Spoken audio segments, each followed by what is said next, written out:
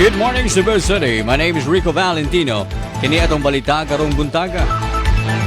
Rama wa makauyon sa sugyot sa kapulisan nga i-turn off ang signal atol sa Sinulog.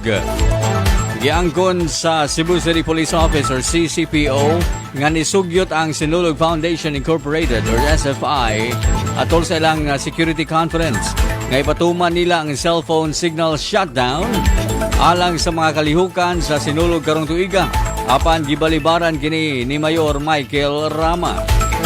Si Rama niingon nga gusto niya babagan ang kapasidad sa katawhan nga makigsulti sa ilang mga mahal sa kinabuhi sa maong mahinungdanong adlaw.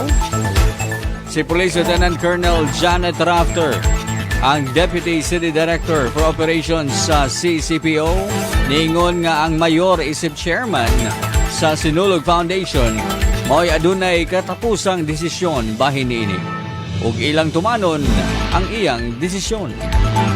Hinoon, gipahayag ni Rafter nga doon sila'y backup plan kung kikinahanglan ang hugot nga seguridad. Ang CCPO mubutang og kapin 300 ka mga pulis sulod og gawas sa Basilica Minore del Santo Niño. Usab adunay 18 ka K9 units ang mupuli-puli og inspeksyon sa mga bag aron mupasiguro or masiguro nga walay illegal nga butang nga madala.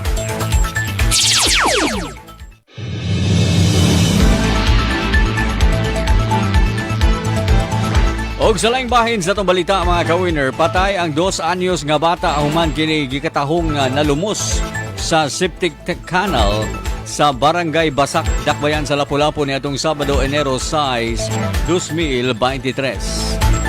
Gila ang biktima nga si John Kian Pantulan, residente sa Sitio 3H, Barangay Basak. Si George Pantulan ang apuhan sa biktima o apuhan sa bata. Niingon nga iyang gibantayan ang bata Sabado sa gabi.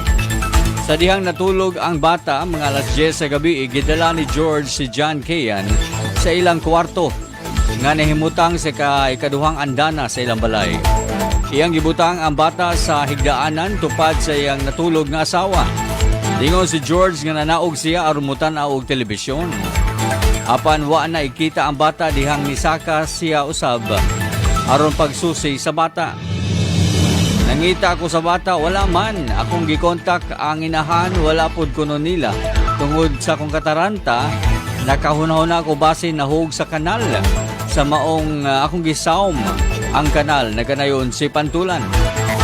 Iyang nakita ang lawas sa bata sa septic tank canal or kanal nga nahimutang kilid sa ilang balay. Diin nahimutang usab ang atabay nga artisyan. Mato ni George nga dali niyang gidala ang bata sa sambalanan apan gideklarar kini sa iyang attending physician nga patay na. Ang mga opisyal sa Barangay Basak nagkanayon nga plano nilang tabunan ang open nga septic canal sa Sitio 3H diin nalumos ang bata. That's our news this morning mga ka-winner. My name is Rico Valentino. Good senyor, welcome sa programa Gandang Umaga, Cebu. Ito ang Win Radio, ang radyo ng bawat Pilipino sa Metro Cebu at sa buong mundo.